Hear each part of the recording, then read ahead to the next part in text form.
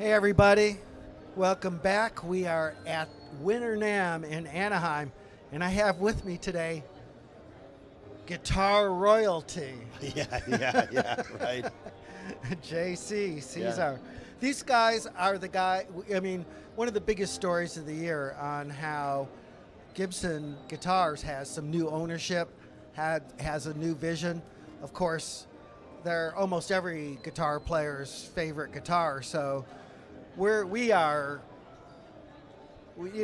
just want to know what the hell is going on, quite Yeah. frankly.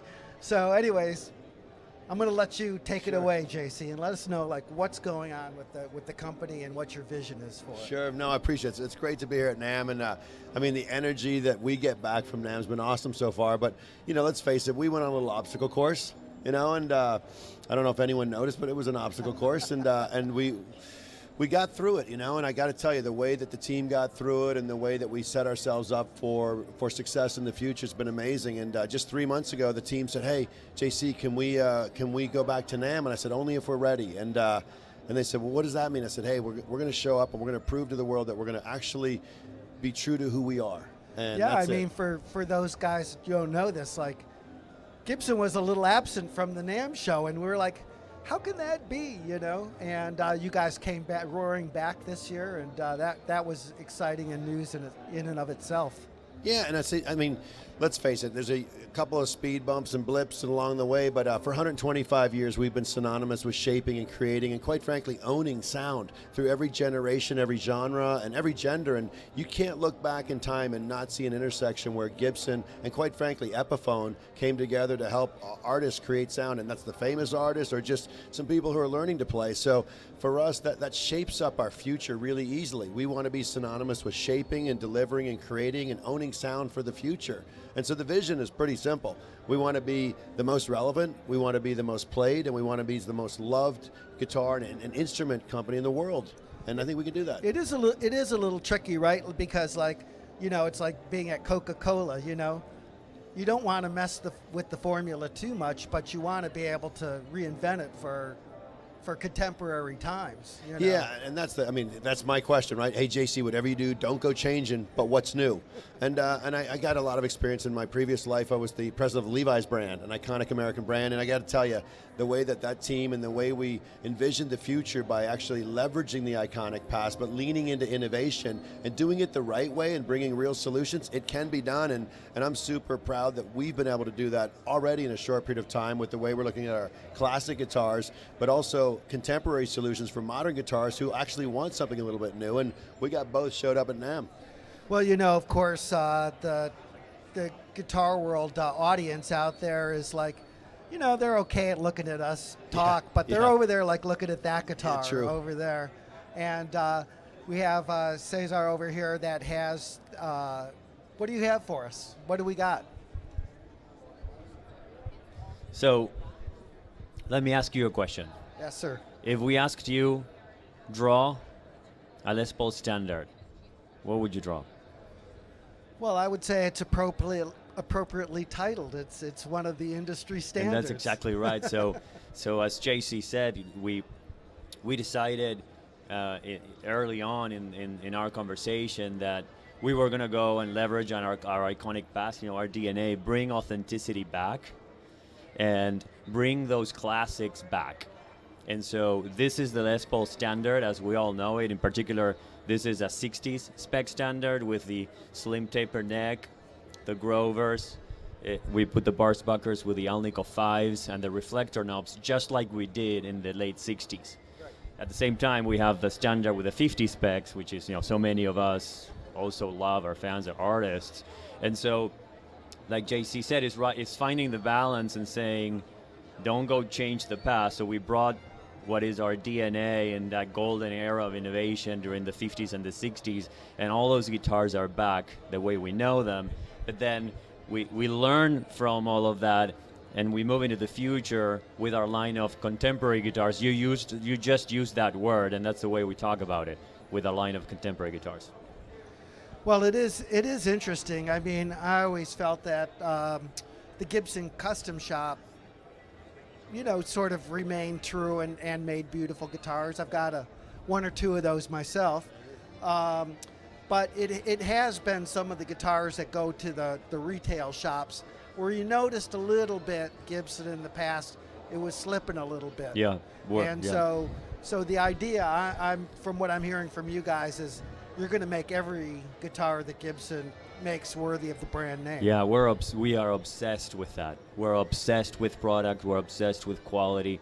We're really obsessed with bringing authenticity and then, helping, doing our part with more solutions to artists now with our contemporary line. But you just said it. We are absolutely obsessed with product. Now, JC, you come from Levi's. Does this mean that the swag is going to improve? Yeah, well, I got to tell you, I mean, we've been up there for a couple days, and whether it was the Day Zero at NAMM when we introduced the Chuck Berry first ever tribute, the E350T, we had Chuck's son and his grandson come and actually open the case for the first time. You know what they did? They got up and they actually played it. And it was unbelievable. It was a moment we had one of our future legends, Jared James Nichols, joined them, actually sang Johnny Be Good, and it was just a magical moment. And I could look around and I could see the team at Gibson, and yes, there's 100,000 people here kind of watching what we're doing, but I feel most proud that everyone on the team at Gibson was a foot taller that night, and they've remained tall ever since. So I guess most of you guys know this, but Gibson, as well as Gibson, there's also the Epiphone brand, which is part of the company too.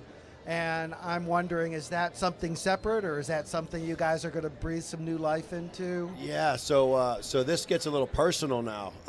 My mother, Nancy, who grew up in the Joan Baez era, that whole Dylan era, we've had an Epiphone in our family all my life.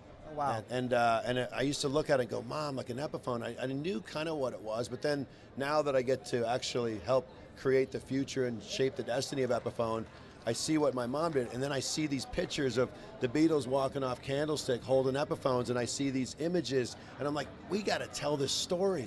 And I mean, the guitars are amongst the best quality, price, value guitars, period, and the team is ready to take it to the next level. So I think it's a watch this space for Epiphone, but it's amazing. When we talk about shaping and owning sound, we've got Epiphone, we've got Gibson, we also got Kramer, don't forget that, Steinberger, and so, but a lot of attention on Epiphone. And I think when you look past just an annual cycle or what's the next guitar, we're interested in the next 5, 10, 20 years of generations of guitar players, and I think we got an amazing portfolio of brands and guitars to connect with them. Are you guys thinking in terms of new shapes, new colors, that kind of thing, or do you feel like the first thing on your agenda is just to sort of stabilize the main brand and the main instrument? Yeah, I think stabilize is a word, but it's also building a foundation. And I think getting the credibility and the foundation that, hey, can you truly go back and represent the DNA that every guitarist wants? I think we're starting to check that box right now. We're not done yet. And can you actually envision and listening? And I think what happened was there's a fine line between novelty and innovation. And if you cross that line, it's a bad line to cross. And what we're going to do is start listening to more artists. We've got everyone set up. We're going to be doing some interesting things in Nashville. We're doubling down on Nashville. We're going to have an interesting way to bring artists in, not just to show how we can put them on social media, but actually get input from them on futures. And we can do small run editions, see what people think, and then scale it appropriately. And that's truly how you would innovate. Well, speaking of social media, and it's something that I've been stressing here because not everybody can come down to the NAMM show. Yeah. You know, I mean, we're the fortunate people. True. But I'm always saying, well, guys, if you want to find out more about this instrument or that kind of thing, go up online, check this out. Are you working on Gibson socials so you can make it more interactive with the consumer? Yeah, I think, and again, it all starts with our guitars, and then it goes from the two bookends for us are our amazing artists and our guitars.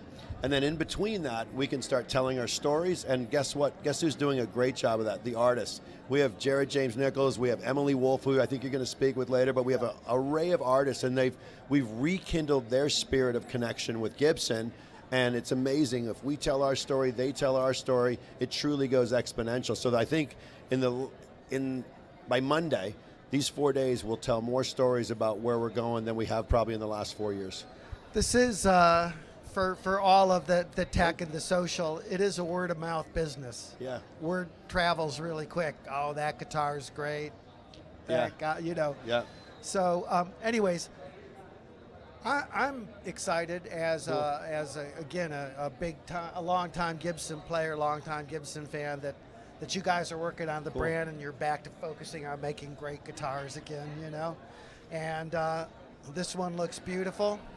And I really appreciate you guys Cool, man. stopping by and talking to the guitar world, listeners and readers directly. It's Cool. really awesome of you. Well, I appreciate your time, and man, in the words of the Beatles and Joe Cocker, we get by with a little help from our friends. So thanks in advance for all your support, and thanks to the fans out there who are either players of Gibson, future players of Gibson, and don't forget Epiphone, man. But thanks for your time. Okay, thanks. Appreciate it. Yeah, thanks. Thanks for stopping by.